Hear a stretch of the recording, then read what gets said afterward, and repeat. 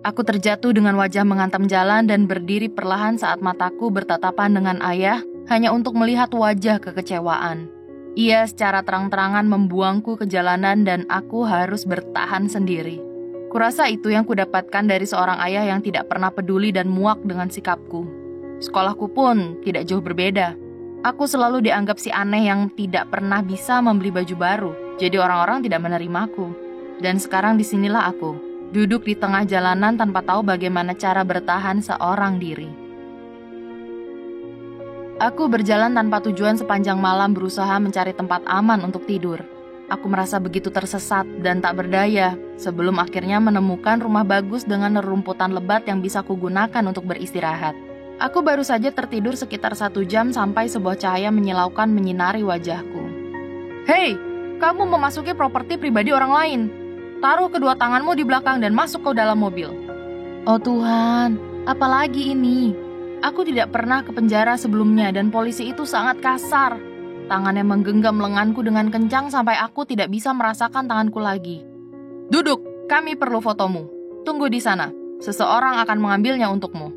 Kemudian, pintu terbuka dan masuklah Drew dengan matanya yang memukau.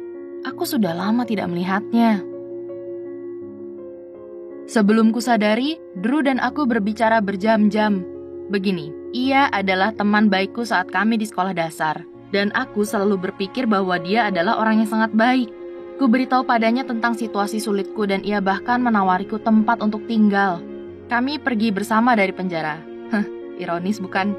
Dan ia menyediakan tempat untukku di sofa rumahnya. Tapi aku dengan segera merasa seperti beban. Ayahku selalu membuatku merasa seakan aku ini tak berguna, bahwa aku tidak melakukan apapun untuk membantunya, dan aku ini seperti lintah. Dan sekarang, aku merasa melakukan hal yang sama pada Drew.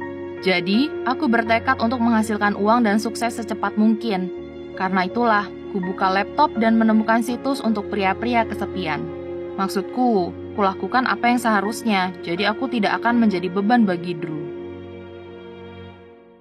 Dalam waktu singkat, aku begitu terlena dengan dunia yang memuaskan orang-orang aneh di sana-sini. Mereka akan memintaku melakukan beberapa hal seperti menggigit jempolku, berpakaian aneh, dan bahkan memanggil nama mereka yang tak bisa kuulangi. Tapi aku terus melakukannya karena aku bertekad untuk menghasilkan uang untuk Drew. Namun kemudian, aku akhirnya tidak tahan saat klien mulai bertindak lebih jauh. Ia menguntitku, menemukan di mana aku tinggal, dan bahkan bisa menelusuri alamat Drew melalui IP-nya. Bagiku itu sudah cukup. Aku harus menghentikan hal ini sebelum semakin tak terkendali. Aku harus berhenti memikirkan goal jangka pendek dan berusaha menghasilkan sesuatu yang jauh lebih besar dari yang kudapatkan. Sesuatu yang lebih baik. Sudah beberapa tahun berlalu, dan aku dengan percaya diri mengatakan bahwa aku berhasil membuka usahaku sendiri dalam bidang terapi online. Ya, kugunakan keahlianku untuk membantu mereka yang kesulitan, untuk merasa lebih baik dan bahagia akan diri mereka sendiri. Aku ingin memastikan tidak seorang pun harus merasakan kejadian seperti yang ayahku lakukan padaku. Jadi, melalui keberanian dan ketekunan, aku bisa mendorong diriku menjadi orang yang berhasil. Aku tidak mengingat hari di mana ayah membuangku sebagai hari terburukku, melainkan sebagai hari di mana hidupku menjadi lebih baik. Dan aku terikat dengan Drew sekarang. Kami berumah tangga dan memiliki keluarga kecil bahagia dengan anak anjing dan semuanya. Jadi, tetaplah teguh dalam hidup dan kamu bisa berada dimanapun yang kamu inginkan.